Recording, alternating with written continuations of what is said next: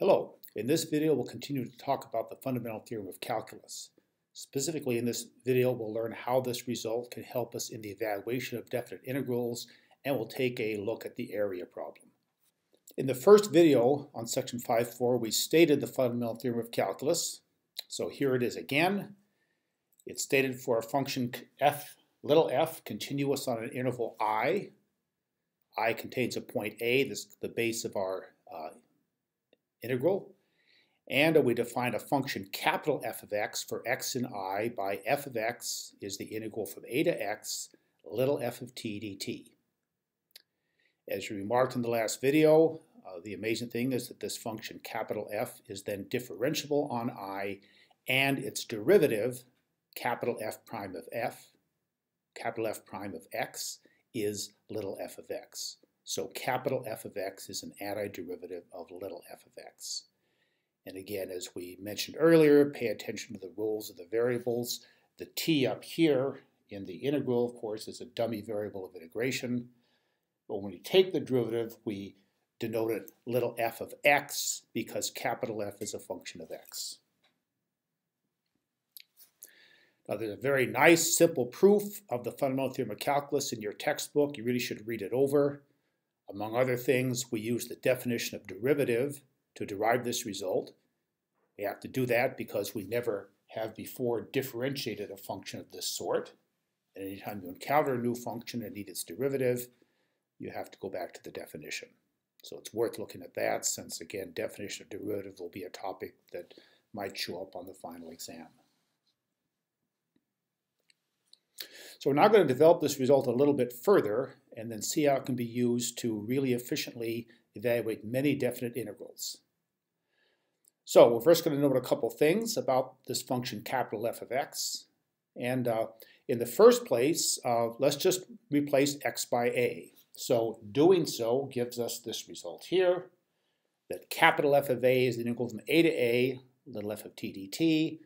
As we've already used a couple times, when you have the upper and lower limits of a definite integral identical, the result of the integration is 0. You can think of this as evaluating an area of area 0, just a line.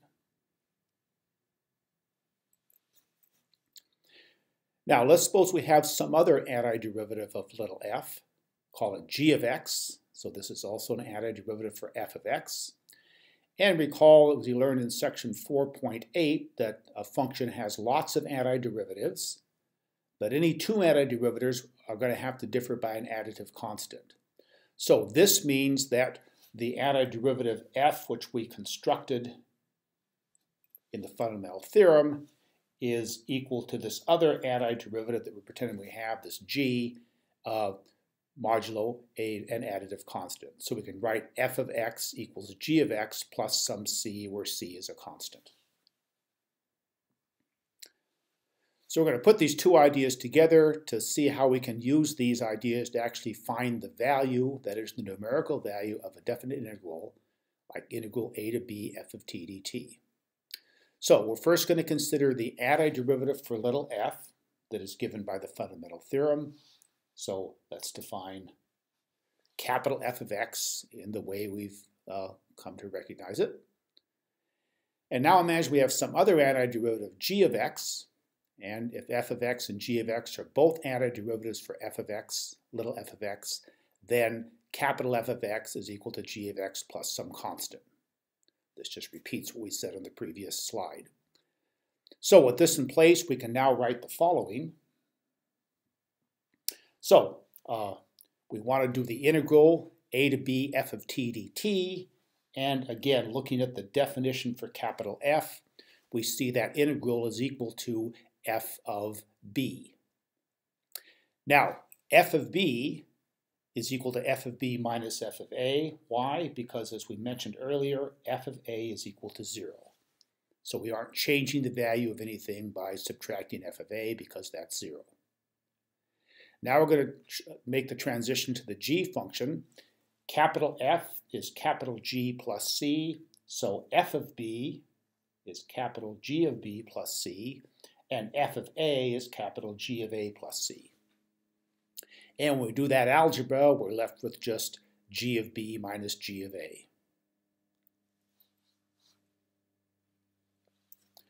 So this illustrates the technique we're going to use to evaluate definite integrals, like integral a to b f of t dt. Our first job will be to find any antiderivative g for little f. It doesn't matter which one you find, you just have to find some antiderivative. And that's what's going on up here. We see we never said anything about the antiderivative here except that it was one. Next, we evaluate g of b and g of a. We see that those two things show up on our final result. And then finally calculate the difference of these two values. And that will be the value, the numerical value of the definite integral.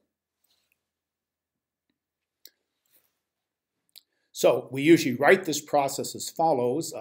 We write the integral from a to b f of x dx as follows. We first of all find the antiderivative for f. And if that comes out to be g, we'll then say g of x. And then we write this vertical line with an a and a b, just kind of translating the limits on the integral over to that. And that reminds us or tells us that we have to still put in b for x, then a for x, and take the difference. And so this notation means do this operation. So let's see how this works in practice. We'll look at a couple of examples. So first, let's evaluate the definite integral from minus 2 to 3 of 3x squared minus 5 plus 2 over x cubed dx. So, as we noted up here, the first step is to find an antiderivative for the function. So we do this by evaluating the indefinite integral. This gets back to section 4.8. We want to find an antiderivative for the integrand. So we look at the indefinite integral of 3x squared minus 5 plus 2 over x cubed. And this gives us a chance to review our properties of indefinite integrals. We can break the thing up along the minus and plus signs, as we did there, into 3 integrals, and then pull the numerical constants, multiplicative constants out in front. And that leaves us with this line here. And then we have, as we learned back in 4.8, a pretty easy method for finding antiderivatives of powers of x. So we have 3, and then the antiderivative of x squared. We end up adding 1 to the exponent, x to the 2 plus 1, and divide by that new exponent. The antiderivative of 1 here is just x. So we have a minus 5x coming there. And a similar result for the integral of x to the minus 3. We have x to the minus 3 plus 1 over minus 3 plus 1. And once you do the arithmetic, we're down to this part. And of course, we can check that answer. If you differentiate this answer, you should get the integrand back. So there's always a way to check these problems, and you can easily check that that works in this case. So there is our antiderivative. So we can now ignore the c. Remember, it doesn't matter what antiderivative we use for g, so we're going to always pick the simplest one. That involves just not adding the plus c to things. And so our evaluation looks like this. We take the antiderivative first, which we computed above. Remind ourselves to plug in the numbers 3 and minus 2. And when you plug 3 into that antiderivative, you get 107 over 9. And when you put minus 2 into that derivative, you come up with minus 7/4. And that difference turns out to be 365 over 36.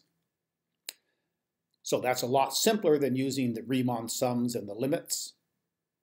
And really not much to it, but as you can see here, you do have to be pretty good at doing antiderivatives, which is why it's so important that you go back to section 4.8 and memorize that table of elementary antiderivatives.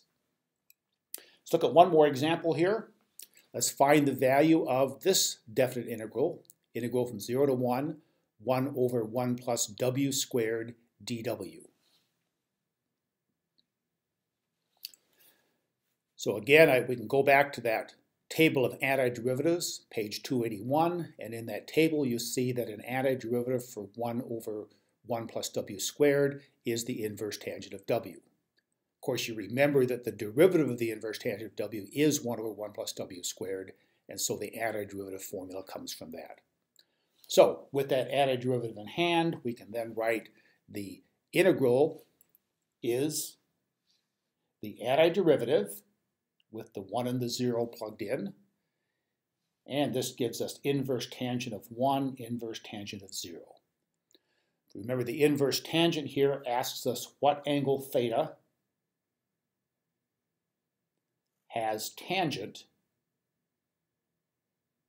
equal to 1, and of course that value theta is pi over 4. Tangent of pi over 4 is 1, so the inverse tangent of 1 is pi over 4. And likewise, since tangent of 0 is 0, the inverse tangent of 0 is 0. And so this leaves us with the answer of pi over 4. Okay, we'll finish the video with one more example, and we're going to take a look at the area problem again and talk about a few subtleties you want to be aware of. So we're going to find the total area, and pay attention to that phrase, total area, of the regions between the t-axis and the graph of y equals 1 plus 2 times sine of t over 2. And we're going to do this on the interval from minus pi to 11 pi over 3. So we're going to start by graphing the function and making note of this interval that's given. And so the graph looks like this. Okay. So we can see going from minus pi, which is over here, to 11 pi over 3, that the function does some maneuvering up and down, above and below the axis. Okay. Now, what's going to make this problem a little challenging is this, that we know that if we just integrate this function from minus pi to 11 pi over 3, we'll get a net area, which will be this area counted as positive and these two things counted as negative. So there will be some of this negative area down here canceling with the positive area. That will not give us the total area, by which we mean the sum of the areas of the regions 1, 2, and 3. Okay. So we're going to have to find the positive areas of each of these regions and then add these together to get the total area. So this is not an easy one-step process, as we'll see here.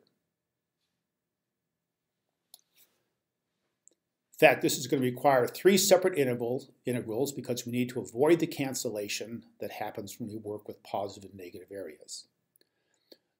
So those 3 integrals, their limits are going to be these places where the function changes from positive to negative, because that's where the areas change sign.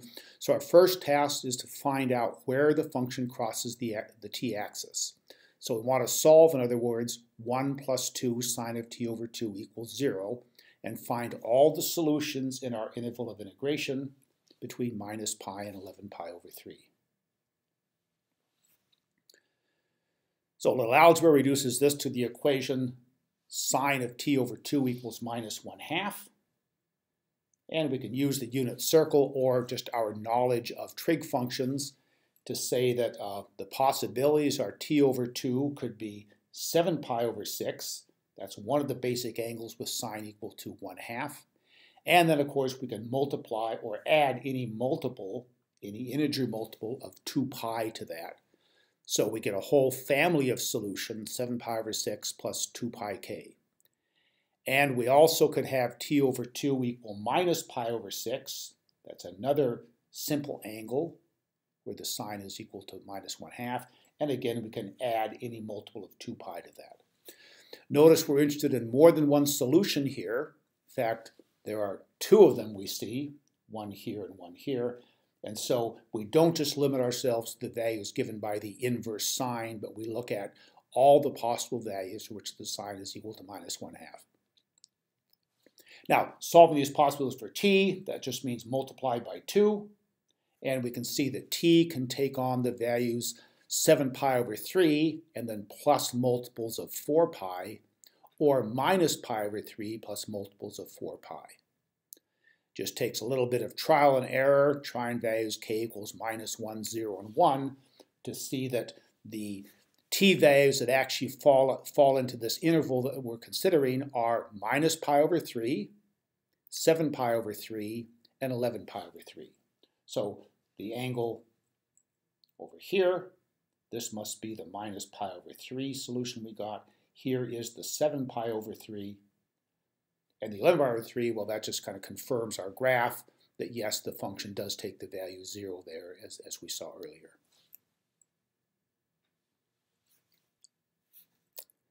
So here's the graph down here again, and we've marked in those solutions we just found. So we're going to find the values of these areas one at a time. So we start with area 1. So for area 1, we're going to do the integral from -π to -π/3. So that's the interval specified here. We'll integrate the function. And we know that for this interval, the graph is entirely below the axis, so this integral is going to give us a negative number. So because we want the positive area, we're going to take the absolute value of this result. So our first step then is to find the antiderivative of the integrand, and that turns out to be t minus 4 cosine t over 2. You can check that by taking the derivative of t minus 4 cosine t over 2 and seeing that you get 1 plus 2 sine of 1/2 t back. So we put the limits on the integral -π and -π/3 into this function, and then we have retained the absolute value signs out here. Those are the ones that were outside the integral in the previous step. So putting in -π/3, we get, for t, we get -π/3 minus cosine of -π/6. So here's the evaluation of -π/3. And down here, this next part, we have put the evaluation at t equals -π. Okay. And you can check that because cosine of -π/6 is √3/2, and cosine of -π/2 is 0, little arithmetic, this boils down to 2π/3 minus 4 √3/2. And you can check in your calculator, this is a negative number. So when I take the absolute value, I get 2√3 minus 2π/3.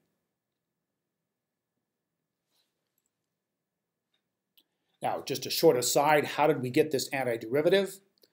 Well, we found the antiderivative for sine of t over 2 by referring to the table of antiderivatives on page 281. This is in your text, of course. It's entry 2, and the table tells us that the antiderivative for something of the form sine of kx, where k is a constant, is equal to -1/k times the cosine of kx, and plus a constant, which of course we ignore. Actually, I take that back. I didn't look it up. I knew it. And you really should know the antiderivatives in that table too. Not knowing them will really slow down your work, and of course you won't have access to that table on your exam. But again, you can always check any antiderivative you get by hand by differentiating your antiderivative to make sure you get the original function back. By the way, in our application here, we had the k equal to -1/2, and so you can check, or k equals 1/2. By the way, in our application, we had k equals 1/2, and you can check that when the k equals 1/2, we do get the antiderivative that we were looking for here, although I multiplied the 2 in front by the what happens to the 1/2, the 1/k. Okay, so we've got the area of the first region, 2√3 minus 2π/3. Let's move on to the second.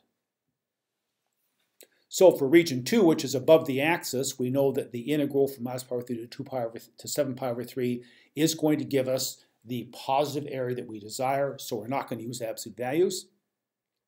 So we want to evaluate the integral from -π/3 to 7π/3 of 1 plus 2 sine of 1/2. The nice thing about this is we have here the integrand that we dealt with earlier, right here. And so we have the same antiderivative. And we're now just plugging in new numbers, 7π/3 for the upper limit and -π/3 for the lower limit. I'll let you work out the trigonometry and arithmetic that shows this comes out to be 8 pi over 3 plus 4 root 3. Finally, move on to area 3, region 3, which is again below the axis. And we're going to put in the absolute value signs because we know the integral over this interval is going to be negative, and we want positive areas. So we have the absolute value of the integral from 7 pi over 3 to 11 pi over 3 of the same integrand, 1 plus 2 sine 1/2 t dt. So again, we're dealing with the same antiderivative, and when you plug in the upper and lower numbers and subtract, we get 4 pi over 3 minus 4 root 3. That is negative, so when you take the absolute value, we get 4 root 3 minus 4 pi over 3. So we now have the areas of all three of these regions. Those are the positive areas for the three regions, 1, 2, and 3. So to answer the question in the problem, we just have to add those three results, and we are done. So when you sum these three results, you can check area 1, area 2, area 3. The sum comes out to be 10 root 3 plus 2 pi over 3, which is the area enclosed by the graph.